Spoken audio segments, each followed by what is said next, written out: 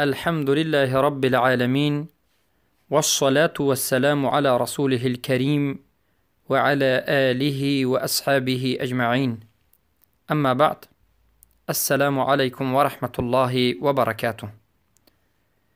بإذن الله سبحانه وتعالى این حلقه 96 از آموزش کلمة التوحید، کلمة التقوى، کلمة الإخلاص، عروة الوثقى، کلمة الطیبه، لا إله إلا الله محمد رسول الله می باشد صلی الله علیه و سلم، که معنایش نیست معبودی بر حق بجز الله و محمد صلی الله علیه و سلم رسول الله هستند. و در حلقه گذشته به شما بیان گشت که ضد هفتمین شرط صحت لا اله الا الله الانقیاد، این کفر اعراض و کفر تولی و کفر انکار و غیر است، و کفر ترک. پس بیان این همه کفرها معنایش بیان گشت. حالا دلیل ها را از قرآن به شما ذکر می کنیم که دلالت می کند که کفر اعراض در حقیقت وجود دارد. در سوره نور در آیه 47 تا 54 وقتی که نظر می کنیم، الله سبحانه و تعالی در مسئله کفر اعراض و کفر تولی صحبت کرده است. اعوذ بالله من الشیطان الرجیم ويقولون آمنا بالله والرسول وأطعنا ثم يتولى فريق منهم من بعد ذلك وما أولئك بالمؤمنين وإذا دعوا إلى الله ورسوله ليحكم بينهم إذا فريق منهم معرضون وإن يكن لهم الحق يأتوا إليه مذعنين أفي قلوبهم مرض أم ارتابوا أم يخافون أن يحيف الله عليهم ورسوله بل اولئک هم الظالمون الى آخر الآیه. تا آخر آیت الله سبحانه و تعالی میگوید که یک عده از انسان ها میگویند که ایمان آوردیم به الله و به رسولش و اطاعت الله و رسولش را میکنیم، اما یتولی فریق منهم، از همین انسان ها گروه، یک فرقه سرکشی میکنند، روی میگردانند. من بعد ذلك، بعد از ایمانشان. من بعد ذلك، بعد از ایمانشان، یعنی بعد از اینکه ایمان آوردند و بعد از اینکه گفتند که ایمان به الله آوردیم و ایمان به رسول الله آوردیم و اطاعت کردیم، بعد از همین روی میگردانند از اطاعت و از شریعت. پس الله میگه که و ما اولئک بالمؤمنین، آنها مؤمن نیستند، از جمله مؤمنین نیستند. و زمانی که همچنین انسانها را دعوت کرده می شود به سوی الله و رسولش تا که به حکم الله و رسولش در بینشان حکم کرده شود، اینها اعراض میکنند، سرکشی میکنند، روی میگردانند. پس این آیات ها نص ظاهر از قرآن دلالت میکند به کفر اعراض و به کفر متولی. کفر اعراض گفتیم روی گردانیدن جسمی یا که روی گردانیدن قلبی، به قلب رد کردن شریعت، و کفر متولی به جسم، روی گردانیدن به جسم از شریعت. پس از عمل، یعنی اعراض به قلب از عمل روی گرداندن، تولی کسی که یا که متولی کسی که از عمل به جسمش میگردد، یعنی ترک میکند. پس ترک عمل و ترک طاعت این کفر است، و هر کسی که عمل را و طاعت الله و رسولش را مطلقاً جنس عمل را ترک میکند، این کافر است و این مؤمن نیست. بارک الله فیکم. ابن تیمیه رحمه الله در کتاب صارم المسلول میگویند فبين سبحانه أن من تولى عن طاعة الرسول صلى الله عليه وسلم وأعرض عن حكمه فهو من المنافقين وليس بمؤمن. الله سبحانه و تعالی بیان کرده است که هر کسی که روی گرداند از طاعت رسول الله و اعراض کند از حکم رسول الله صلی الله علیه و سلم، پس این از جمله منافقین است. البته باید فهمید که منافقین نفاق اکبر از مؤمنین نیست، زیرا که مؤمن همون کسی هست که میگوید که شنیدم و اطاعت کردم. بارک الله فیکم. پس زمانی که نفاق در انسان ثابت شد، ایمان نابود می شود. ثابت شدن نفاق ایمان را نابود می کند و به مجرد اعراض کردن از حکم رسول و اراده کردن تحاکم، اراده کردن حکم غیر رسول، این خودش ترک محض است و انسان را البته از اسلام بیرون میکند. بارک الله فیکم. و آیات های دیگر به مانند آیتی که الله سبحانه و تعالی در سوره آل عمران آیت 23 بیان میکند: ثم یتولی فریق منهم وهم معرضون.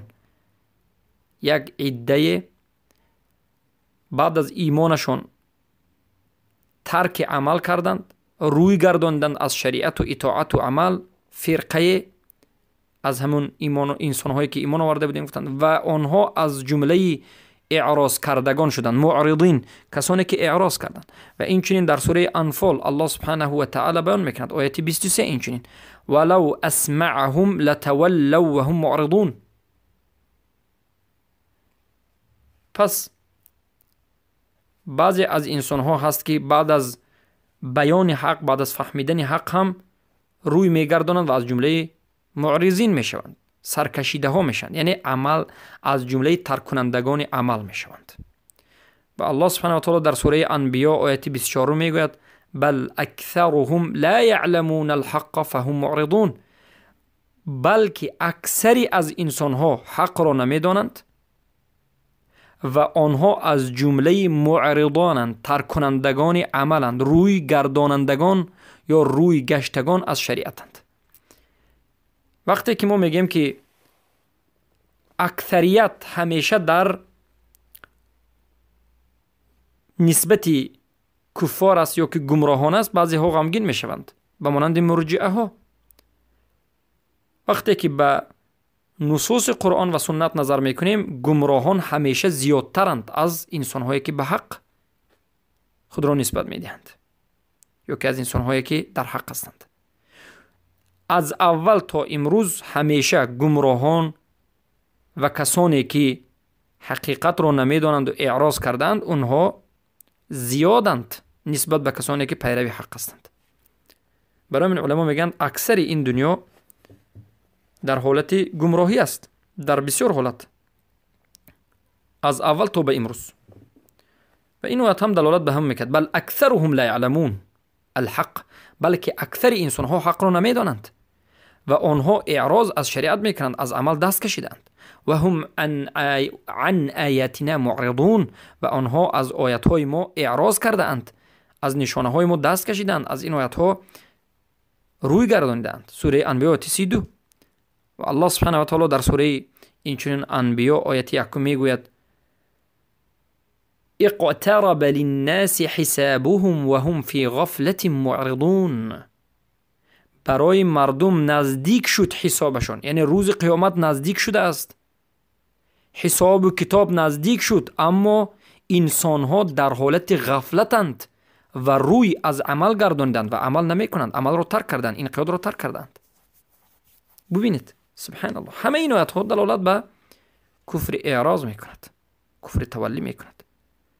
و اینچنین در سوره انبیاء آیه 42 الله سبحانه و تعالی میگد: بل هم عن ذکر ربهم معرضون. بلکه آنها انسانها از ذکر ربشان، الهشان، معرضون، اعراض کرده اند، روی گردانیده اند، ذکر الله را بجا نمی آورند. و در سوره مؤمنون هم الله سبحانه و تعالی در آیه 71 میگوید: بل آتیناهم بذکرهم فهم عن ذکرهم معرضون. عن ذکرهم معرضون، اعراض دارند. باز ببینید همه آیات ها دلالت به عملی بد بودن اعراض، به کفر بودن اعراض و سرکشی و عمل رو به جا آوردن میکند. والذین کفروا عما انذروا معرضون. سوره احقاف آیه 3. آنانی که کفر ورزیده اند از آن چیزی که به آنها بیم داده شده است اعراض و رویگردانیده اند، از قرآن و از آیات های قرآن. البته کافران روی گردانیدند، آیات های قرآن را عملا اجرا نمی کنند. در سوره صاد آیت 68 میگه انتم عنه معرضون، شما از او اعراض کرده اید، روی گردانیده اید. در سوره حجر آیت 81 الله سبحانه و تعالی میگوید و آتیناهم آیاتنا فکانوا عنها معرضین، ما به آنها یعنی به انسانها آیاتهایمان را فرستادیم، آیاتهایمان را دادیم، اما آنها به این آیاتهای داده ما روی گردانیدند، اعراض کردند، عملا اجرا نکردند و به جا آوردند. کیها؟ کافران، مشرکان. آیاتهای الله را دیدند، نشانه ها، معجزه ها، قرآن، احکام، امر، نهی دیدند، فهمیدند، اما عمل نکردند، اما به جا آوردند. پس آنها به اعراض گرفتار شدند، روی از شریعت گرداندند، اطاعت نکردند، پس کافر شدند، به کفر اعراض. در سوره شعراء آیت 5 الله میگوید و ما یأتیهم من ذکر من الرحمن محدث الا كانوا عنه معرضین. و به اونها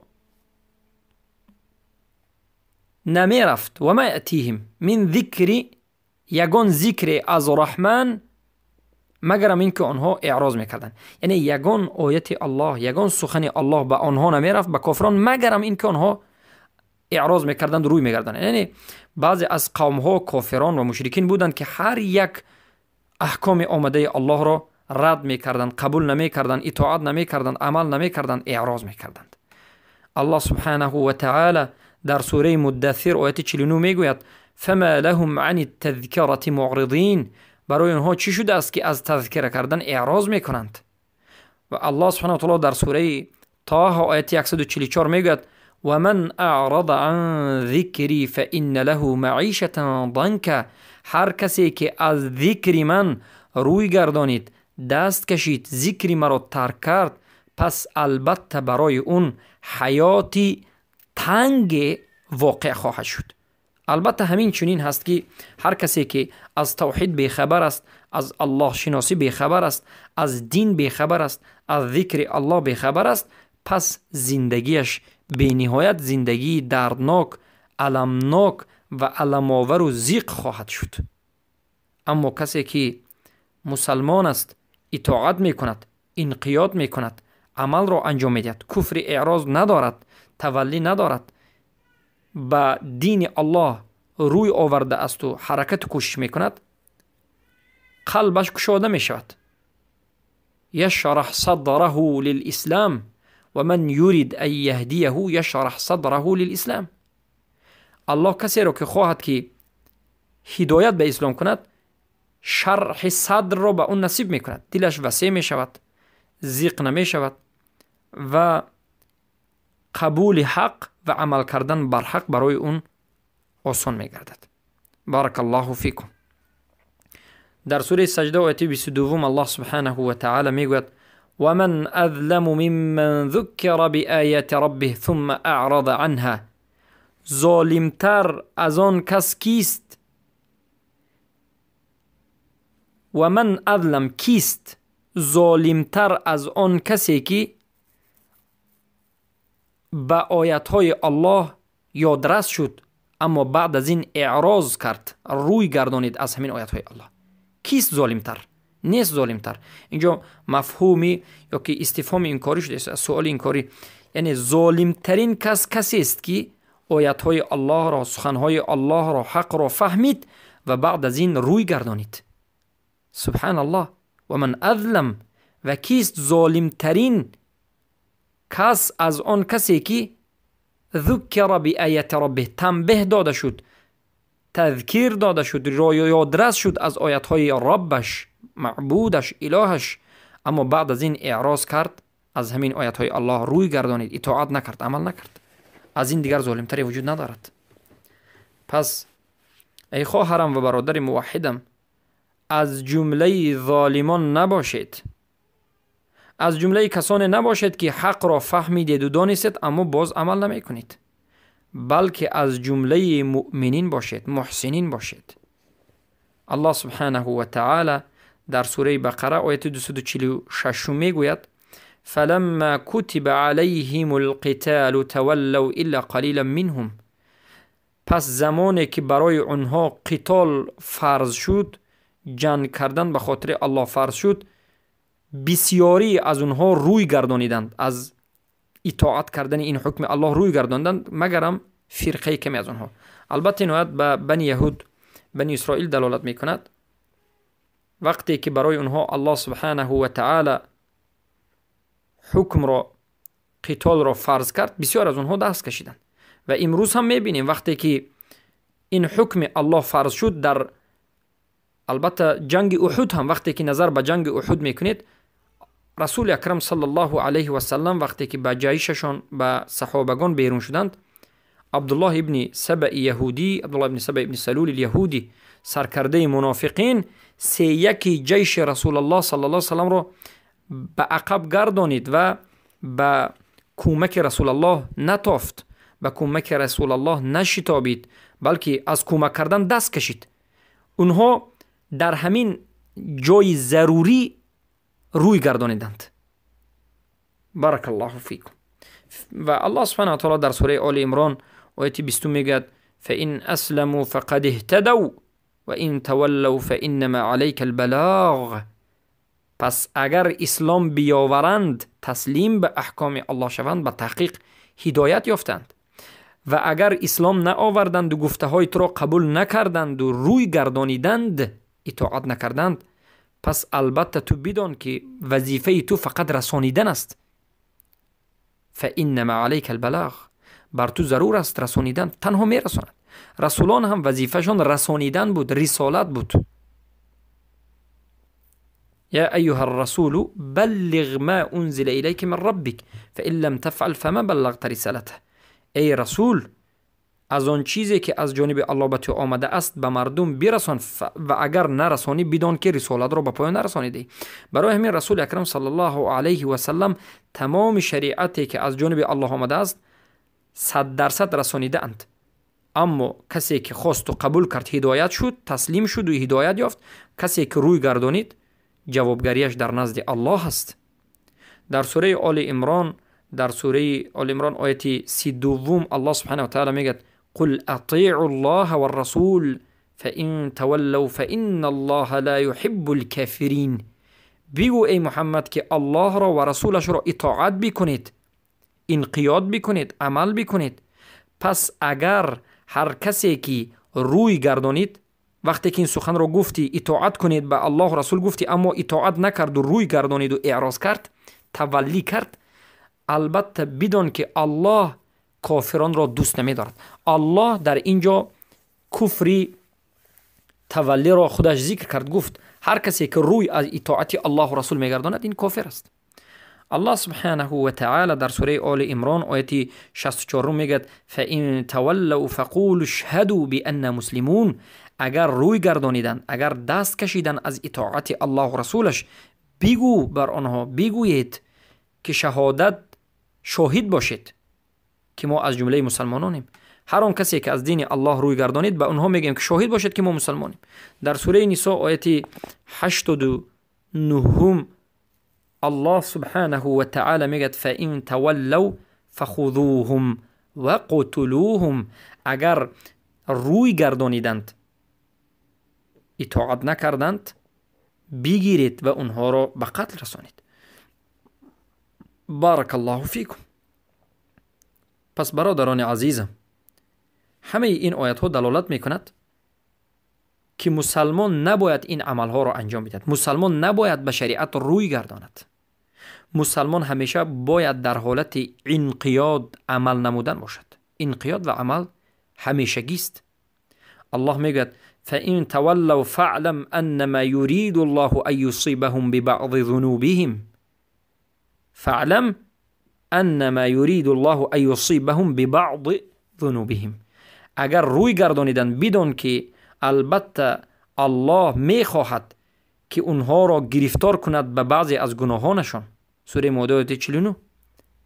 الله سبحانه و تعالی میگوید در سوره انفال آیه 20 که یا ایها الذین آمنوا اطیعوا الله و رسوله، ای آنانی که ایمان آوردید الله را اطاعت بکنید و رسولش محمد صلی الله علیه و سلم را اطاعت بکنید. ولا تولوا عنه و انتم تسمعون، و به الله و رسولش روی نگردانید و بخصوص از رسول الله روی نگردانید. از اطاعت کردن سرکشی نکنید در حالتی که شما میشنوید. در سوره طه الله سبحانه و تعالی در آیه 48 میگوید ان قد اوحی الینا ان العذاب على من كذب و تولی. عذاب، البته عذاب برای کسی است که دین را دروغ شمارده باشد و روی گردانیده باشد. هر کسی که از الله و رسول روی گردانید، چیزی از دین را دروغ شمارید، پس داند که کافر شده است و عذاب برای همون در نزد الله آماده شده است. و الله سبحانه و تعالی در سوره معارج آیه 17 میگد تدعو من ادبر و تولی. در سوره قیامت آیه 31 و 32 میگد فلا صدق ولا صلى ولكن كذب و تولی. نه صدقه کرد و نه نماز خواند، بلکه آنها دروغ شمارید و روی گردانید. کیها؟ کسانی که به دوزخ داخل می شوند. در سوره علق ارایت ان کذب و تولی، یا که در سوره مدثر میگد ثم ادبر و استکبر. بعد از فهمیدن حق پشتش را به حق گردانید و تکبر کرد، که البته این همه صفتهای کافران است یا منافقان نفاق اکبر است. بارک الله فیکم. الله سبحانه و تعالی در سوره طه آیه 126 خیلی زیبا بیان میکند و میگوید قال كذلك اتتك آیاتنا فنسیتها و كذلك اليوم تنسى. همچنین که برای تو آیاتهای ما رسیده بود اما تو فراموشش کردی، ترکش کردی و اهمیت ندادی، اینچنین ما در این روز، یعنی روز قیامت، تو را فراموش میکنیم. معنای آیت همین است که برادرانم و خواهران موحدم، هر کسی که در این دنیا دین را فراموش بکند، اهمیت به دین ندهد، اعراض از دین بکند، روی گرداند، عمل نکند، گویا که فراموش کرده است. به تجارت مشغول است، به دنیا مشغول است، دین در نزد اون هیچ قدری ندارد که اهمیت بدهد. داند که در روز قیامت الله این انسان را فراموش میکند. وقتی که الله فراموش کرد، نجات دهنده وجود ندارد. والله بالله تالله اون روز یگانه الله است. نه اولیای تو، نه پیشوای تو، نه امام تو، نه قبری که می پرستیدی، یگان چیز تو را دستگیری نمی کنند، از تو می گریزند، به تو کفر می ورزند. و یکفرون بشرککم. بارک الله فیکم. در سوره لقمان الله سبحانه و تعالی در آیه 7 می فرماید و اذا تتلى علیه آیاتنا ولا مستکبرا کأن لم یسمعها کأن فی اذنیه وقرا. و اگر آیاتهای ما برای اونها تلاوت کرده می شد، اونها روی می گردانیدند، در حالت تکبری و استکبار کتگی می کردند، کبر می کردند و روی می گردانیدند، گویا که این آیات های الله که تلاوت می شود نشنیدند، خود را به ناشنید می زدند، فکر گویا که در گوششان یگان چیز محکمی بود. این صفت منافقین، نفاق اکبر و کفران است. در سوره بقره آیه 101 الله میگه نبذ فریق من الذين اوتوا الكتاب كتاب الله وراء ظهورهم. و در سوره الله سبحانه و تعالی یاسین آیه 10 میگه و سواء علیهم انذرتهم ام لم تنذرهم لا یؤمنون. پس همه این آیات ها دلالت میکند که روی گردانیدن از شریعت، تولی کردن، اعراض کردن، عمل را ترک کردن، اطاعت الله و رسول را به جا آوردن، انقیاد را ترک کردن کفر است و صاحبش را کافر میکند و از دایره اسلام بیرون میکند. بارک الله فیکم. این آیات ها همه اش دلالت به این میکرد و در حلقه آینده به شما دلیل ها را از سنت رسول اکرم صلی الله علیه و سلم بیان میکنیم که سنت رسول الله اینچنین دلالت میکند بر این که اعراض این کفر است، تولی این کفر است. بارک الله